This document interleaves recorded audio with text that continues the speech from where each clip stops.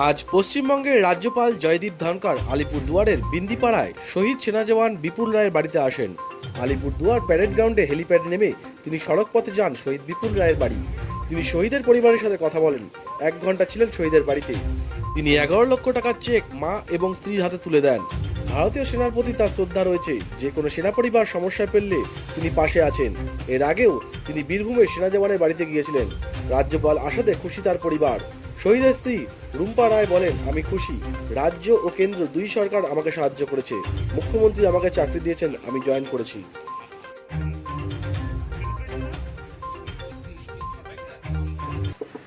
Lieutenant general Anil Chauhan और उनकी धर्मपत्नी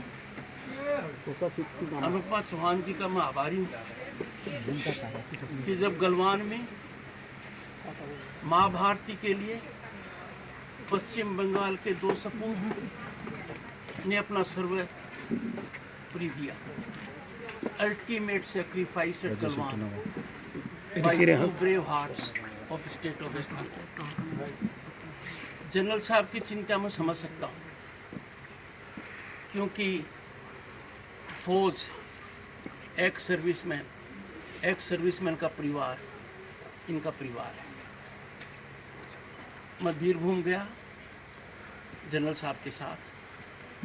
राजेश औरंग ने अल्टीमेट सुप्रीम सेक्रीफाइस की, उनके परिवार से मिले और राज्यपाल होने के नाते, राज्य का प्रथम सेवक होने के नाते मैं और मिसिस धनखड़ अनुपमा जी आगे आई,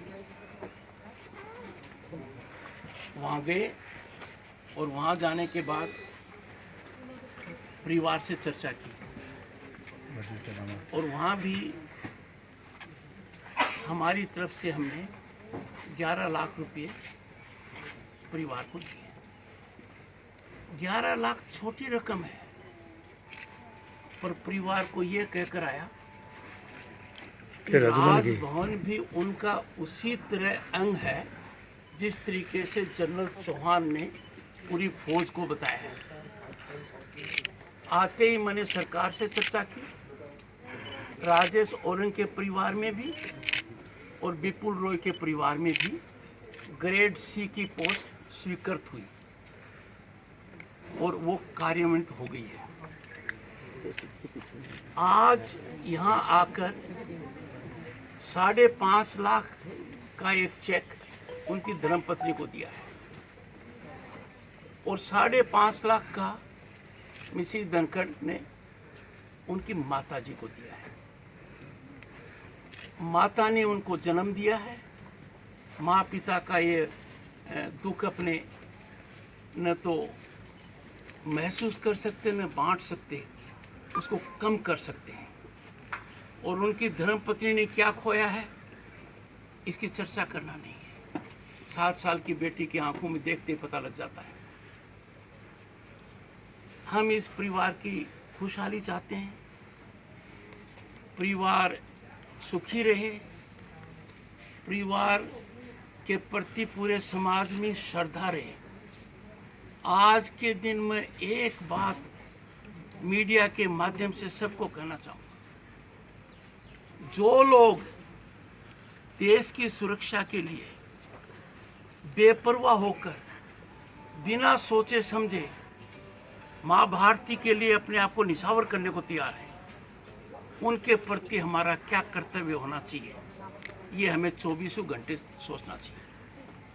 और यही कारण है कि प्रथम सेवक यहाँ भी आया है, बीरभूम भी गया है और पुलवामा में हमारे सीआरपीएफ के 2 शहीद हुए, उनके यहाँ भी गया। ये आप और हमारा कर्तव्य है कि समाज में उनको सम्मान दें, समाज में उनकी इज्जत करें। क्यों कि आदमी धन दे सकता है, मेहनत दे सकता है, पर वो सुप्रीम सैक्रिफाइस करना एक बहुत बड़ी बात है। मैं मानकर चलता हूं कि आप मेरी भावना को आगे बढ़ाएंगे।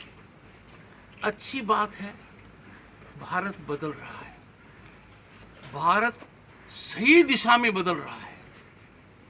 भारत का जो प्राचीन गौरव था वो हमें अब दिखाई देने लग गया है। दुनिया में भारत की जो पहचान थी वो अब सामने आने लग गई है। भारत का प्रधानमंत्री दुनिया के शीर्ष नेताओं में है, ये विवाद का विषय नहीं है, ये एक निश्चित मत है। ऐसी परिस्थिति में जब भारत बदल रहा है, भारत इतना बदल रहा है कि प्राचीन युग में जो भारत का विश्व में स्थान था सर्वोपरि, वो स्थान हमें निश्चित रूप से मिलेगा। भारत विश्व गुरु भी होगा, भारत एक शक्तिशाली राष्ट्र भी होगा, और भारत को आगे बढ़ने के लिए पश्चिम बंगाल का योगदान कम नहीं रहेगा।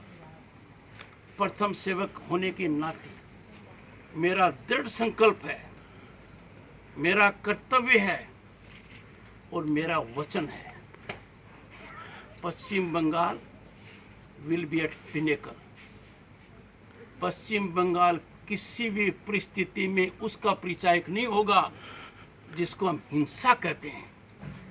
पश्चिम बंगाल अब उस चीज़ का परिचायक नहीं होगा जिसको हम कहते हैं कि प्रजातांत्रिक व्यवस्था के ऊपर कोई कालिख लग जाए। और मैं ये क्यों कह रहा हूँ, प्रजातांत्रिक व्यवस्था का ये मूल सिद्धांत है, भारत के संविधान की ये आत्मा है, और भारत के संविधान की आत्मा को बचाना आपके राज्यपाल का, आपके प्रथम सेवक का कर्तव्य है। ये मेरी शपथ का अभिन्न अंग है, इससे मैं पीछे नहीं हट सकता। जब मैंने 30 जुलाई 2019 को शपथ ली, मेरी शपथ के सीधा हिस्से दो थे। मैं भारत के संविधान को प्रोटेक्ट करूंगा, प्रिजर्व करूंगा, डिफेंड करूंगा। उसके साथ साथ मैं पश्चिम बंगाल की जनता की सेवा करूंगा।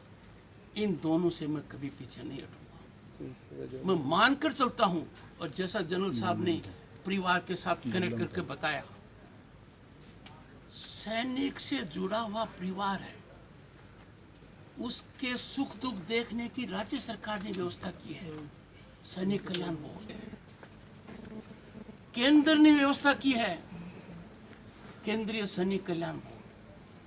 उन दोनों के पास परिवार जा सकता है।